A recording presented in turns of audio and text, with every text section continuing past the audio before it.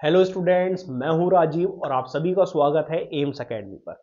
आज हम डिस्कस करने वाले हैं चैप्टर 7 कोऑर्डिनेट ज्योमेट्री के मोस्ट इंपॉर्टेंट क्वेश्चंस। जैसा कि फर्स्ट 6 चैप्टर्स के आपको मोस्ट इंपॉर्टेंट क्वेश्चंस बता चुका हूं जो रेगुलरली बोर्ड के एग्जाम्स में आते हैं। आज हम डिस्कस करेंगे चैप्टर 7 के। बाकी इसकी वन शॉट वीडियो अपलोडेड है। अगर आप जो भी मैं आपको इंपॉर्टेंट क्वेश्चंस बताऊंगा उसमें से अगर किसी क्वेश्चन में आपको डाउट होगा तो आप वहां जाकर देख सकते हैं।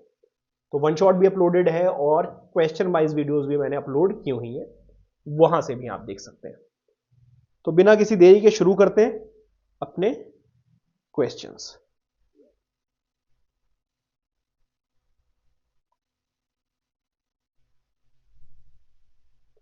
देखिए, वैसे ये क्वेश्चन कुछ ज्यादा खास नहीं है, बट मैं आपको समझा देता हूं कि ये वाला क्वेश्चन इंपॉर्टेंट क्यों बन जाता है।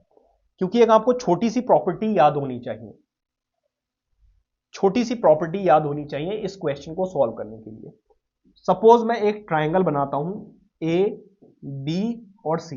ये वाली साइड है 3 सेंटीमीटर, ये वाली साइड है 4 सेंटीमीटर और ये वाली साइड है 5 सेंटीमीटर। क्या ऐसा ट्राइंगल बन सकता है जिसकी एक साइड 3 सेंटीमीटर, दूसरी 4 सेंटीमीटर एंड थर्ड 5 सेंटीमीटर हो? इस चीज को चेक करने के लिए आपको करना क्या होता है, जरा देखिए। आप कोई भी 2 साइड्स ले लीजिए। लेट से मैंने ए बी और बी सी लिया। ए बी की वैल्यू 3 है और बी सी की वैल्यू 5 है। इन दोनों का सम थर्ड साइड से बड़ा होना चाहिए। तो आप देख सकते हैं इन दोनों का सम थर्ड साइड से बड़ा है। ऐसे ही इन दोनों साइड्स का सम इससे बड़ा होना चाहिए। मतलब 3 + 4 कितना हो गया? 7। 7 इज ग्रेटर देन 5। ऐसे ही इन दोनों साइड्स का सम थर्ड साइड से बड़ा होना चाहिए। 4 and 5 is 9 which is greater than 3। तो yes, this triangle is possible. अब यहां पर आपको 3 कोऑर्डिनेट्स दे दिए हैं P, Q, R के। पहले आप डिस्टेंस फॉर्मूला अप्लाई करके ये 3 साइड्स निकालेंगे। कौन सी? PQ, PR and QR। और उसके बाद आप देखेंगे इसका और इसका सम इससे बड़ा है या नहीं है। इसका और इसका सम इससे बड़ा है या नहीं है। इसका और इसका सम इससे बड़ा है या नहीं है। ये सारी चीजें आपको चेक करनी होती है, इसीलिए ये क्वेश्चन एक ठीक ठाक बन जाता है। ठीक है, तो यहां पे वो पाइथागोरस थ्योरम को सेटिस्फाई कर रहा है, इसीलिए एक राइट एंगल ट्राइंगल है। ठीक है, तो पहले तो इन 3 साइड्स का सम निकाल के देखोगे आप। Since the sum of any 2 of these distances is greater than the third distance, therefore the point PQR forms a triangle। ठीक है, तो ये एक इंपॉर्टेंट एग्जांपल है। अच्छा, इसके बाद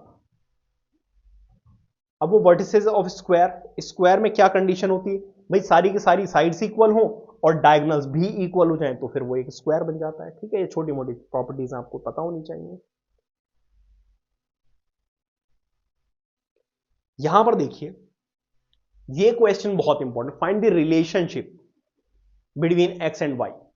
यहां पर एक्स और वाई की आपको वैल्यू नहीं मिलेगी, यहां पर एक इक्वेशन बन जाएगी जैसे x - y = 2। तो यहां पर कोई सोल्यूशन आएगा ही नहीं, सिर्फ एक इक्वेशन बनाकर छोड़नी है। वही रिलेशनशिप होगी बिटवीन x एंड y। इसीलिए एग्जांपल 4 इज वेरी इंपॉर्टेंट। ठीक है, अब देखो, find a point on y axis which is equidistance from point this and this. अब y एक्सिस पे है तो आपको पता है y एक्सिस पे x की वैल्यू क्या रहती है? 0। तो कोऑर्डिनेट क्या होगा? 0, y। ठीक है, तो एक कोऑर्डिनेट जो मिसिंग है वो एक्चुअल में गिवन है। ठीक है, तो ये एक इंपॉर्टेंट क्वेश्चन बन जाता है। यहां पर ये थर्ड पार्ट इसका इंपॉर्टेंट है। ठीक है, ये कोलिनियर वाला question number 3 is important. Isosceles तो खैर बता ही दोगे, तो यहां पर ये इंपॉर्टेंट है। 7th और 8th इंपॉर्टेंट है। 9th और 10th इंपॉर्टेंट है। ये यहां पर एक्सरसाइज फर्स्ट के इंपॉर्टेंट क्वेश्चंस हैं। ठीक है, अब मूव करते हैं अपने सेक्शन फॉर्मूला पे। सेक्शन फॉर्मूला में कौन कौन से इंपॉर्टेंट है? जो ट्राई सेक्शन और 4 इक्वल पार्ट्स वाले क्वेश्चंस हैं वो इंपॉर्टेंट रहते हैं यहां पर। ठीक है, तो रेशियो तो ये तो इजी सा क्वेश्चन है, ये भी इजी सा है।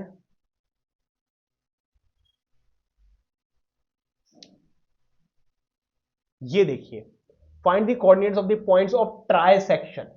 तो ये जो ट्राई सेक्शन वाला क्वेश्चन है इंपॉर्टेंट हो गया। ठीक है, आगे बढ़ते हैं।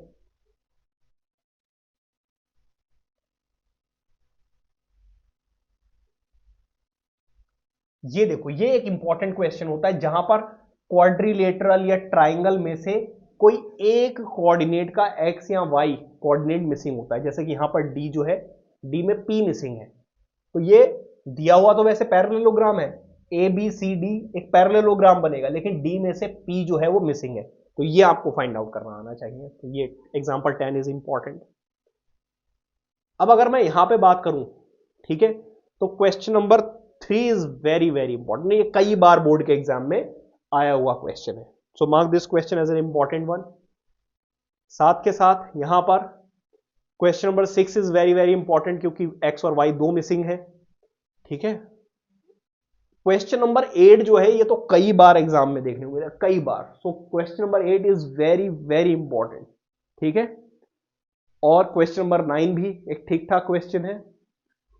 ठीक है, क्वेश्चन नंबर 10 एक इजी सा है, साथ में आपको हिंट भी दिया हुआ है। तो यहां पर जो इंपॉर्टेंट क्वेश्चन है question number 8, question number 6, question number 3, ये बहुत इंपॉर्टेंट है। ठीक है, तो ये है आपके कोऑर्डिनेट ज्योमेट्री के इंपॉर्टेंट क्वेश्चंस जो एनसीईआरटी से। बाकी आपको पीवाईक्यूज करने की जरूरत है। कोई भी ऐसी बुक ले लीजिए जिसमें चैप्टर वाइज पीवाईक्यूज दिए हुए हैं, वहां पर जाके कोऑर्डिनेट ज्योमेट्री के क्वेश्चंस की प्रैक्टिस कीजिए। ठीक है, तो उससे आपको आइडिया मिल जाएगा कि किस तरीके के क्वेश्चन ज्यादातर पूछे जाते हैं। बाकी इस चैप्टर में जो मैंने आपको इंपॉर्टेंट क्वेश्चंस मार्क कराए हैं, उसमें कोई प्रॉब्लम हो तो आप मेरी वन शॉट वीडियो या फिर क्वेश्चन वाइज वीडियोस अपलोडेड है, वहां पर आप जाकर देख सकते हैं।